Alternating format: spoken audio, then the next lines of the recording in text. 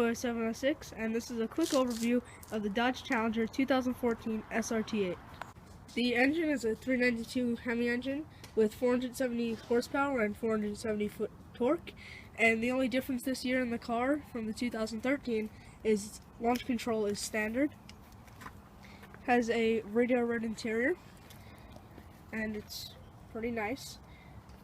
So, into the back of the car here, have SRT8 here, and the fuel tank is also very nice, same, and 392 Hemi is on the side here.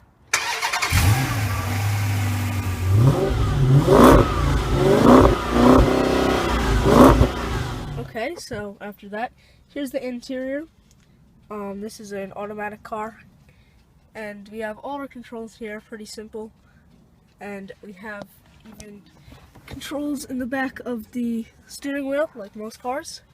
And it's kind of small, though. What's it called? The stick here. It is automatic though. And on the pedals here, there are like little grips. So overall, it's very nice. Cup holders, and yeah, it's great. In the back of the car here, as far as trunk space goes, trunk opens out like that. Part of the light goes up, which I don't know about that. It just looks a little funky. And you have a decent amount of trunk space. I mean, all of this is pretty good. And as for accessing the back seats, oh yeah, and you do have this little strap here for the seat belt. Alright, and once I get that off, there we go.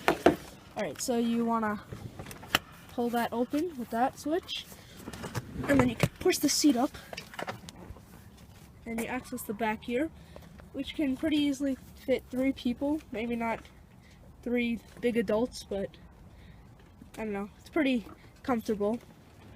And it doesn't look like there's a lot of leg space there, but it's plenty. And that pretty much wraps this up. Overall, this car is very nice, very powerful, and I really like the look of it. It looks kind of retro and beefy.